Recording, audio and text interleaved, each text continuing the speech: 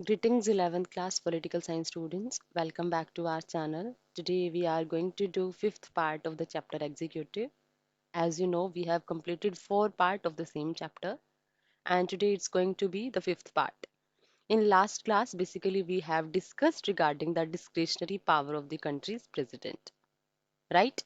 In which we have discussed regarding his power related to the appointment of prime minister, regarding the advice and regarding the giving consent to any particular bill. Okay, so the power, the discretionary power which we have studied regarding to give consent any particular bill. Today we are going to discuss what is the scenario regarding that particular thing. Okay, so let us start. We saw that there is no limit on the president for giving the assent to a bill. हमने क्या पढ़ा कि president के ऊपर कोई time बाउंडेशन नहीं है कि आपको इतने टाइम बाउंडेशन के अंदर अंदर एक बिल को असेंट देनी है. Do you know that such a thing has already happened? क्या आपको पता है ऐसी चीज ऑलरेडी हैपन हो चुकी है? और ये कब हुई? In 1986 the parliament passed a bill known as Indian post office amendment bill. देखो क्या हुआ हमारी कंट्री में. Indian post office bill pass हुआ था. That was in the year 1986. और बेसिकली इस बिल में क्या था? इस बिल को ना बड़े लार्ज स्केल पे क्रिटिसाइज किया जा रहा था. What was the reason behind it? The reason behind it was कि लोगों के माइंड में ये फियर था कि अगर ये पर्टिकुलर बिल पास हो जाता है तो प्रॉब्लम क्या होगी? हमारी कंट्री की जो फ्रीडम है ना प्रेस की, यानी फ्रीली आप अपने आइडियाज एक्सप्रेस कर सकते हो, प्रेस फ्री है हमारी कंट्री में, तो वो प्रेस की फ्रीडम खत्म हो जाएगी. This was the fear in the minds of the people and that's why this bill was already criticised a lot. Okay, this bill was widely criticized by many for it sought to curtail the freedom of the press. क्यों criticise किया जा रहा था? वही कि लोगों के mind में फियर था कि इसकी वजह से प्रेस की फ्रीडम खत्म हो जाएगी. अब क्या हुआ इस चीज को स्टॉप करने के लिए? अब देखो यहाँ आप रीड करने वाले हो प्रेसिडेंट का रोल, कि प्रेसिडेंट का रोल कैसे हो सकता है. The then president Giani Zail Singh did not take any decision on the bill. अगर आप लोगों को याद आ रहा हो, हमने एक पॉकेट विटो का कंसेप्ट स्टडी किया था. पॉकेट विटो क्या होता है? बेसिकली पॉकेट विटो ना तो प्रेसिडेंट उस पर अपनी कंसेंट देता है और ना ही उस बिल को रिकंसिडरेशन के लिए भेजता है लोकसभा के पास. तो सेम चीज कहां पर हुई? सेम चीज हुई जब ज्ञानी जैल सिंह ने उस पर्टिकुलर अमेंडमेंट बिल पे ना तो उसको रिकंसिडरेशन के लिए भेजा और ना ही उस पर अपनी कंसेंट दी. And who was the president? That was Giani Zail Singh. फिर क्या हुआ? After his term was over the next president Venkataraman send the bill finally back to the parliament for reconsideration. अब क्या हुआ? जब उन्होंने उस पर्टिकुलर बिल को ना तो एक्सेप्ट किया ना उसको रिकंसिडरेशन के लिए भेजा, फिर उनका जो टाइम था दैट वाज ऑफ 5 ईयर वो कंप्लीट हो गया. फिर क्या हुआ? नेक्स्ट प्रेसिडेंट आए, दैट वाज वेंकटरमन. उन्होंने क्या कर दिया? आते ही उस बिल को पार्लियामेंट के सामने भेज दिया. किसके लिए? फॉर रिकंसिडरेशन के लिए. And by that time, the government that brought the bill before the parliament has changed and a new government was elected in 1989. लेकिन इस टाइम तक क्या हो चुका था? जो गवर्नमेंट ये बिल लेके आई थी पार्लियामेंट में, वो गवर्नमेंट ही चेंज हो गई. राइट? वो गवर्नमेंट ही चेंज हो गई. और उस गवर्नमेंट के बाद जब गवर्नमेंट चेंज हुई तो फिर क्या हुआ? जब गवर्नमेंट चेंज हुई तो एक नई गवर्नमेंट बन गई 1989 में. Okay, this government belonged to a different coalition and did not bring the bill back before the parliament. तब तक गवर्नमेंट ही चेंज हो गई और दूसरी गवर्नमेंट, क्योंकि वो अलायंस गवर्नमेंट वाली बनेगी, 1989 से टाइम पीरियड ही ऐसा शुरू हो जाता है, तो उनको पता था कि ऐसा बिल पास होने वाला है ही नहीं. तो फिर ये बिल पार्लियामेंट के सामने प्रेजेंट हुआ ही नहीं. Okay, thus Jail Singh's decision to postpone giving assent to the bill effectively meant that the bill could never become a law.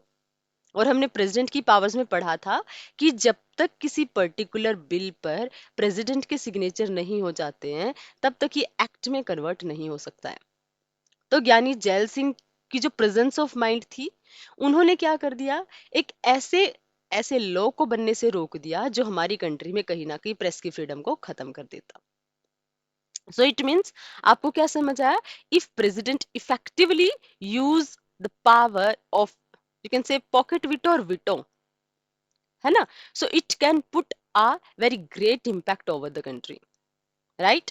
It means, क्योंकि हमने स्टडी किया है ना कि हमारी कंट्री के फॉर्मल हेड है प्रेसिडेंट, तो उनके सिग्नेचर के बिना कोई बिल लॉ बनता ही नहीं है. और यहाँ पर हमने क्या देखा कि कितने इफेक्टिवली उस पावर को यूज किया गया. Fine. Hope till here everything is clear to all of you. This we have already discuss जब हमने 3 टाइप के उनकी डिस्क्रिशनरी पावर स्टडी की थी. Okay. So here president role in choosing the prime minister. अब read करेंगे कि president का एक्चुअल में क्या रोल होता है प्राइम मिनिस्टर को अपॉइंट करने में, प्राइम मिनिस्टर को चूज करने में. So let us discuss. After 1977, party politics in India became more competitive, and there have been many instances when no party had clear majority in the Lok Sabha. अब देखो क्या हुआ 1977 के बाद हमारी पॉलिटिक्स बहुत ज्यादा कॉम्पिटिटिव बन गई. क्यों हुआ ऐसा? क्योंकि कोई भी सिंगल पार्टी ऐसी थी नहीं जो मेजोरिटी गेन कर पाती लोकसभा इलेक्शंस में. Okay. So what does the president do in such situations? ऐसी सिचुएशंस में फिर प्रेसिडेंट का क्या रोल होता है जब एक भी पार्टी को मेजोरिटी ना मिले? No political party or coalition secured majority in the elections held in March 1998. अब देखो आपको एक पर्टिकुलर इंस्टेंस गिवन है कि 1998 में सेम थिंग हैपन हुई कि एक सिंगल पार्टी को मेजोरिटी नहीं मिली जब 1998 के इलेक्शंस हुए. So the BJP and its allies secure 251 seats. अब क्या हुआ कि बीजेपी और उसके अलाइज को सीट्स मिली कितनी? 251. लेकिन क्योंकि देखो हमारी कंट्री में मैक्सिमम लोकसभा की सीट्स हो सकती हैं 552, तो उसमें कितना चाहिए? 276, क्योंकि मेजोरिटी का मतलब क्या होता है?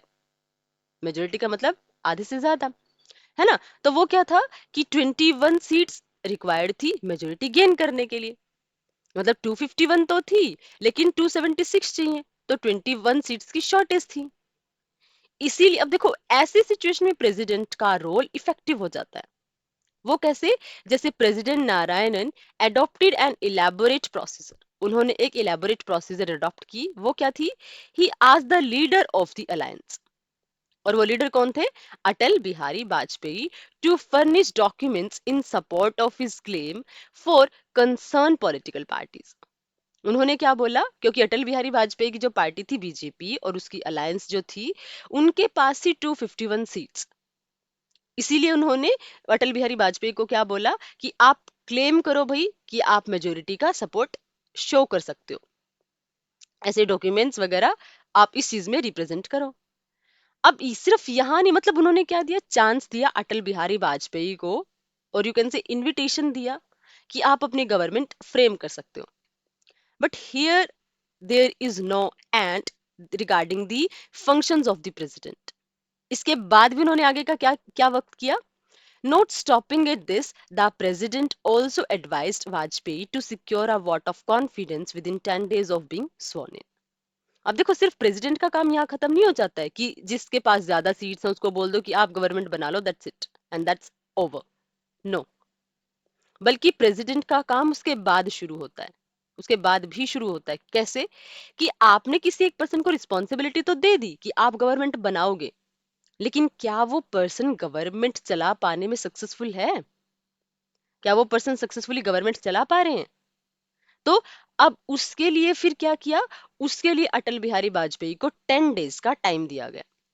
और इसका क्या मतलब हुआ कि 10 डेज के बाद अब अटल बिहारी वाजपेयी को मेजोरिटी शो करनी पड़ेगी कि यस लोकसभा के मेंबर्स का उनमें ट्रस्ट है.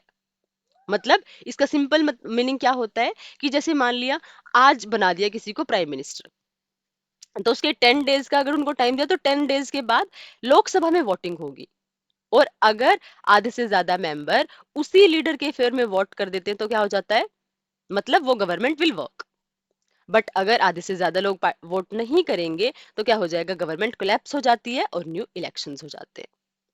Got it? So it means जहां पर हमारी पार्टी पॉलिटिक्स ऐसा होता है ना कि एक सिंगल पार्टी को मेजोरिटी नहीं मिलती, तो वहां पर प्रेसिडेंट का रोल और ज्यादा इंक्रीज हो जाता है. Got it? Hope it is also clear to all of you. मतलब कि कंट्री की सिचुएशन के अकॉर्डिंग ना प्रेसिडेंट की पावर्स भी कहीं ना कहीं चेंज हो जाती हैं. Got it? So next, what we are going to discuss now, we are going to discuss that. अब आप यहां से दोबारा रीड करो that since 1989 measure, because three powers we have already discussed. Okay, so we are starting from here. Since 1989 major political changes have considerably increased the importance of the presidential office. मतलब 1989 के बाद जो हमारी politics में change हुआ ना, उसने हमारे प्रेसिडेंट के इंपॉर्टेंस को बहुत कंसिडरेबल वे में इंक्रीज कर दिया. अब देखो, in the four parliamentary elections held from 1989 to 1998, no single party or coalition attained a majority in the Lok Sabha. क्या हुआ कि 1989 से लग के और 1998 तक किसी भी एक सिंगल पार्टी को मेजोरिटी नहीं मिली. सो क्या हुआ? This situation demanded presidential intervention either in order to constitute governments or to grant a request for dissolution of Lok Sabha by a prime minister who could not prove majority in the house. अब यहाँ पे देखो क्या role increase हुआ कि एक तो prime minister को अपॉइंट करने में, राइट, और दूसरा अगर गवर्नमेंट वर्क नहीं कर पा रही तो उसको डिसॉल्व करने में. मतलब कि दोबारा से इलेक्शंस होंगे, this parliament this Lok Sabha is not able to work. और एक चीज आप हमेशा याद रखना, जब भी डिसॉल्व होगी तो लोकसभा डिसॉल्व होगी, राज्यसभा कभी भी डिसॉल्व नहीं होती है. Keep it in your mind. Okay, so it may thus be said that presidential discretion is related to political condition. यानी प्रेसिडेंट की पावर हमेशा कहाँ डिपेंड करेगी?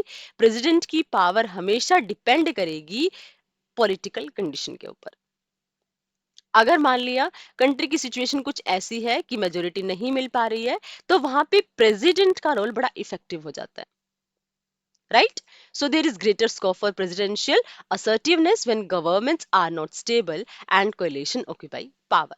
तो जब गवर्नमेंट स्टेबल नहीं है या फिर कोलिशन ऑक्यूपाई कर लेते हैं पावर को, तो वहां पे प्रेसिडेंस जो प्रेसिडेंशियल असर्टिवनेस है, मतलब जो प्रेसिडेंट का इंटरवेंशन है, वो कहीं ना कहीं बहुत ज्यादा इंक्रीज हो जाता है. Got it? For the most part, the president is the formal power holder and a ceremonial head of the nation. You may wonder why then do we need a president? लेकिन देखो बहुत सी positions में आपने देखा कि president क्या है, सिर्फ एक फॉर्मल हेड है ना, एक सेरेमोनियल हेड. तो फिर बहुत से लोगों के माइंड में क्वेश्चन आता है कि जब इतनी बड़ी कोई खास रिस्पॉन्सिबिलिटी नहीं है तो फिर हमें प्रेसिडेंट की नीड क्यों है ना? तो in a parliamentary system the council of ministers dependent on the support of the majority of the legislature. This also means that the Council of Ministers may be removed at any time and a new Council of Members will have to be put in the place. Such a situation requires a head of the state who has a fixed term, who may be empowered to appoint the Prime Minister and who may be symbolically represent the entire country. अब क्यों? अब आपको यहाँ answer मिलेगा कि फिर क्यों president की रिक्वायरमेंट है जब प्रेसिडेंट की अथॉरिटी होती है एक फॉर्मल हेड की. तो अब देखो, हमारी कंट्री है पार्लियामेंट्री फॉर्म ऑफ गवर्नमेंट को फॉलो करने वाली कंट्री. तो यहाँ पे क्या होता है, हमारे मिनिस्टर्स, जितने भी सारे मिनिस्टर्स हैं, हमारे इंक्लूडिंग प्राइम मिनिस्टर ऑल्सो, वो तब तक वर्क करते हैं जब तक उनको लोकसभा में सपोर्ट रहता है, जब तक वहां पे मेजोरिटी रहती है. जैसे ही मेजोरिटी लूज, तो वैसे ही गवर्नमेंट कोलैप्स हो जाती है, न्यू इलेक्शंस करवाने पड़ते हैं. तो ऐसे में कोई ना कोई तो ऐसा हेड ऑफ द स्टेट होना चाहिए ना, जिसका एक फिक्स टेन्योर है और जो पूरी की पूरी कंट्री को रिप्रेजेंट करे, राइट? क्योंकि हमारे मिनिस्टर्स तो किसी भी टाइम पे रिमूव हो सकते हैं भाई. Although we have given time, a fix time that is of 5 years, कि 5 years के बाद इलेक्शंस होंगे, बट उससे पहले भी तो गवर्नमेंट कोलैप्स हो सकती है ना. तो उस टाइम पीरियड में कोई तो ऐसा पर्सन हो जो पूरी के पूरे स्टेट को, मतलब पूरे के पूरे इंडिया को रिप्रेजेंट करे, and that person is the president. And along with that, अब देखो सिंबॉलिकली प्रेजेंट करने का मतलब, जब आप पॉलिटिकल पार्टीज की बात करते हो, जब आप प्राइम मिनिस्टर और काउंसिल ऑफ मिनिस्टर्स की बात करते हो, तो they are specifically from a particular party. But president, although he or she can be from any political party, but हम क्या एक्सपेक्ट करते हैं कि जैसे ही कोई पर्सन प्रेसिडेंट बनेगा, वो क्या करेगा, ही or she will be neutral from the politics. तो सिंबॉलिकली वो क्या करते हैं, पूरी की पूरी कंट्री को भी रिप्रेजेंट करते हैं. This is exactly the role of the president in ordinary circumstances. और यही एक्चुअल में रोल है एक ऑर्डिनरी सर्कमस्टांसेस में हमारी कंट्री के प्रेसिडेंट का।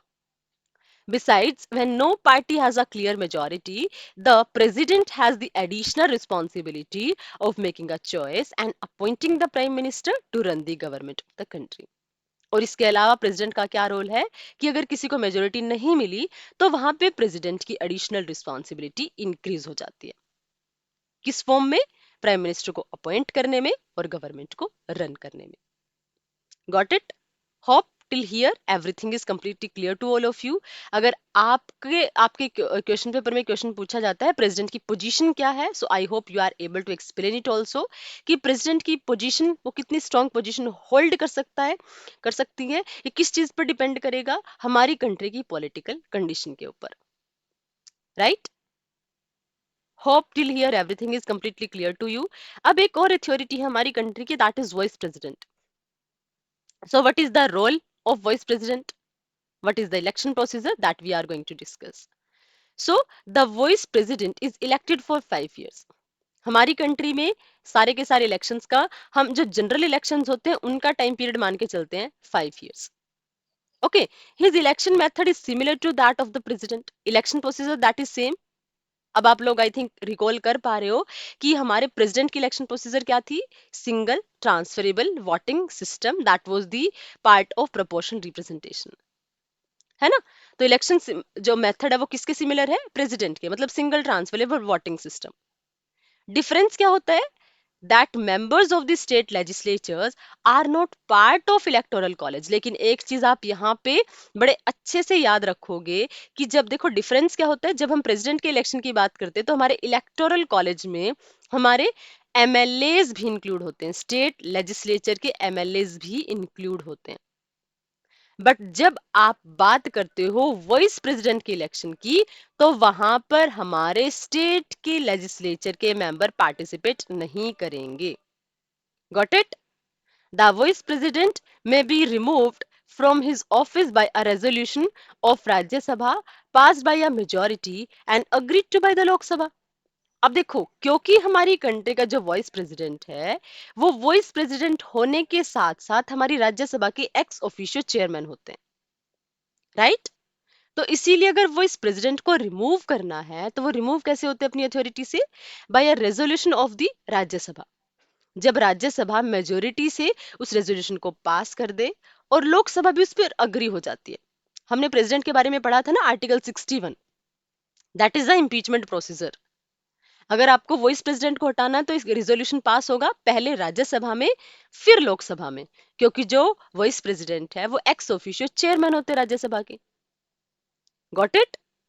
So the vice president acts as ex officio chairman of Rajya Sabha। देखो यहाँ से MCQ क्वेश्चन आपसे पूछा जा सकता है that who is considered as the ex officio chairman of Rajya Sabha, so that is the vice president of our country and takes over the office of the president when there is a vacancy by reasons of death, resignation, removal by the impeachment or otherwise।